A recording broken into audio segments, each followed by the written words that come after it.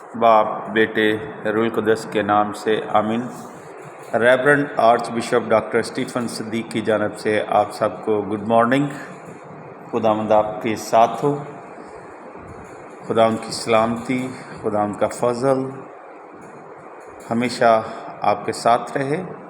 तो आए मेरे अजीज़ों, आज हम कलाम की कुंजी के साथ अपने बाइबल की मुक़द्दस की स्टडी करते हैं। तो सबसे पहले हम देखते हैं बाइबल मुक़द्दस में क्या है। इस सवाल का मुख्तसर जवाब ये है कि ये खुदा का पैगाम है, पाक नविश्तों का ये मजमूआ जिसकी बुनियाद इसराइल की तारीख़ के दौरान इनके तजर्बात हैं। मसीही कलीसिया ने इसे विरसे के तौर पर कबूल किया और इसे बाइबल कहा। लिहाजा बाइबल सबसे पहले ईमान की किताब है। बाइबल एक तस्वीरी तोमार और दस्तावेज़ की तरह है। इसका आगाज़ कायनात की इब्तिदा के बयान से होता है और आखिरी किताब मकाशफा दुनिया के इख्तिताम की तस्वीर के साथ बंद हो जाती है। बाइबल खुदा और इंसानों के मबैन ताल्लुकात या रिश्ते के बारे में बताती है। खुदा सारी दुनिया का खालिक है। बनी नौए इंसान को बचाने के लिए अपने मंसूबे को अमली जामा पहनाने के लिए उसने बनी इसराइल को अपने लोगों की हैसियत से चुना और उन्हें एक ख़ास ज़िम्मेदारी दी। इसराइली तारीख़ के 2000 साला अरसे के दौरान खुदा कैसे अपने लोगों से हम कलाम हुआ, क्या वाक़यात रूनुमा हुए और इसराइल ने खुदा को कैसे जवाब दिया, ये सब कुछ बाइबल में बयान किया गया है। यसु मसीह खुदा का कलमा मुतजस्सद होने में तकमील को पहुँचने तक बाइबल में पाया जाने वाला इल्हाम और मकाशफा आहिस्ता आहिस्ता इर्तिका पजीर होता रहा। बाइबल अपनी कुलियत में बाकायदा तौर पर यसु की तरफ हमारी रहनुमाई करती है और इसके वसीले से हमें खुद खुदा की तरफ ले जाती है। बाइबल का पैगाम सिर्फ़ इसराइल की ही रहनुमाई के लिए नहीं बल्कि ये तमाम दुनिया और सब लोगों के लिए है। और यूँ हमारे लिए जो बाइबल को शुरू से आखिर तक पढ़ते हैं, ये मौजूदा दौर में खुदा की तरफ से बुलाहट है। अभी हम देखते हैं बाइबल मुक़द्दस और तारीख़ इसराइल। अभी हम नंबर 1 पे हम बात करेंगे तकरीबन 1850 काफ मीम अब्राम की। इसराइली लोगों की इब्तिदा अब्राहम से हुई जो मेसोपोटामिया में रहता था। खुदा के इस फरमान की ताबीदारी करते हुए तू अपने वतन और अपने अकरबा के दरमियान से बल्कि अपने बाप के घर से रवाना हो और इस सरज़मीन में चल जो मैं तुझे दिखाऊंगा। अब्राहम ने अपने ख़ानदान को इकट्ठा किया और मगरब की तरफ कनान को यानी फ़लस्तीन को रवाना हुआ और वहाँ जा बसा। इसके बावजदाद खाना बदोश थे। बाद में यकूब और यूसुफ के दिनों में कहत की वजह से मजबूर होकर उन्होंने कनान को छोड़ा और मिस्र में जा बसे, जहाँ वो तकरीबन 400 साल तक रहे।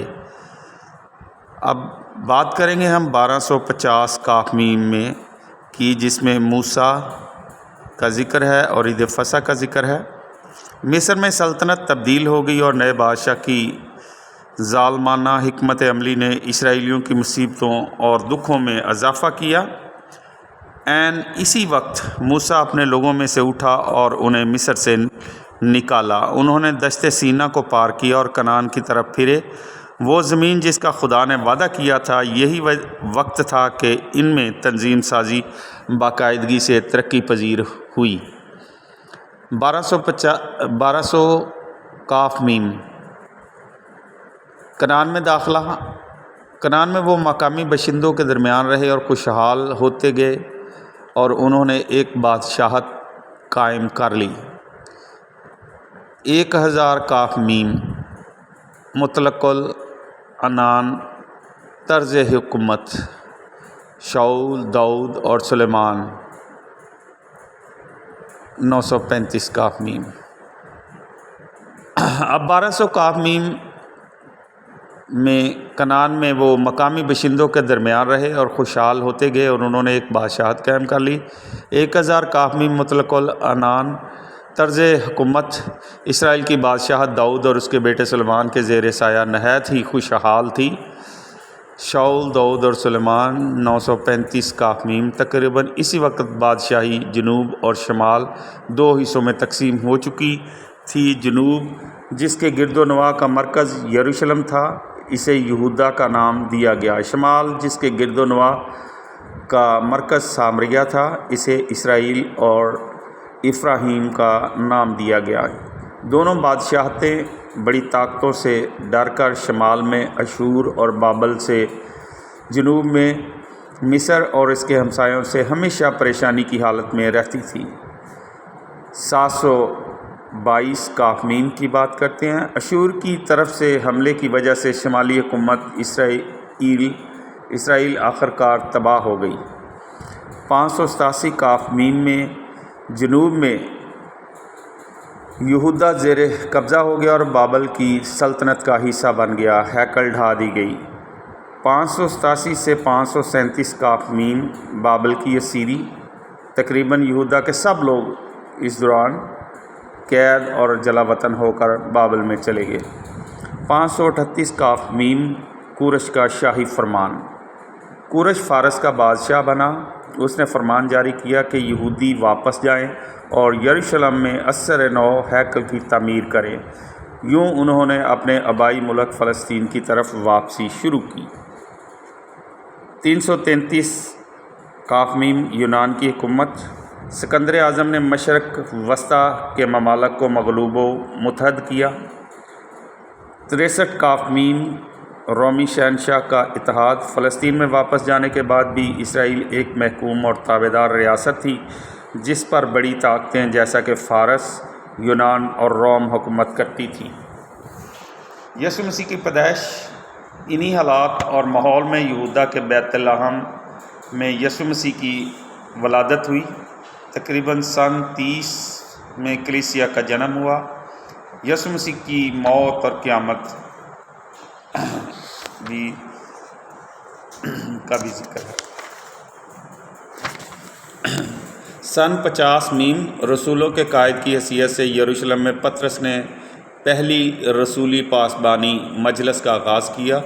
سن 64 یا 67 سن کے میم میں اسے روم میں شہید کر دیا گیا۔ سن 70 میم رومی فوج نے یروشلم کو جلا دیا۔ تقریباً اسی وقت مسیحی لوگ دنیا کے طول و عرض میں پراگندہ اور منتشر ہوئے اور یسوع مسیح کی انجیل کی ہر جگہ منادی ہوئی۔ سن 135 میم یروشلم مکمل طور پر باغیوں کے ہاتھ میں چلا گیا اور کلی طور پر تباہ و برباد ہو گیا اور اسرائیلی قوم کا بقیہ بکھر گیا۔